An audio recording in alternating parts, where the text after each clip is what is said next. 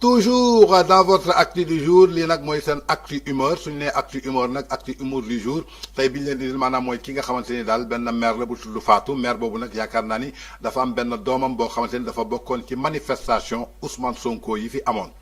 ginnaaw loolu nag ñi bokkoon ci nga xamante ni jàppoon nañ leen biñ ko jàppee mu tëdd foofa ci mandat de dépôt lu toll ci juróom-ñetti weer comme ñi bokkoon ci Pastef képp koo xamante ni jàppoon nañ la dañ doon def solidarité seen diggante di la jàppale am benn waay boo xamante ni mi ngi nekkoon foofa ca France comme jàppoon nañu doomu maire Fatou ci manifestation Ousmane Sonko yi. weer bu dee mu yónnee ki nga xamante ni mooy maire Fatou 100 000 francs pour jàppale ko ndaxte doomam dañ ko jàpp ci kaso bi ginnaaw loolu ci manifestation Ousmane Sonko lañ ko defee woon. mais barkaati démb bi ñu libéré ñi nga xamante ni mooy détenu yi doomu maire bi daf ci bokk bi ci doom bi maire bi bokkee nag ba génn ki nga xamante ni moo nekkoon France bokkoon ci parti boobu ñu disul muy Pastef woo maire Fatou bu mu woo maire Fatou ne ko man mii kat maa la doon yónnee weer bu nekk 100 000 francs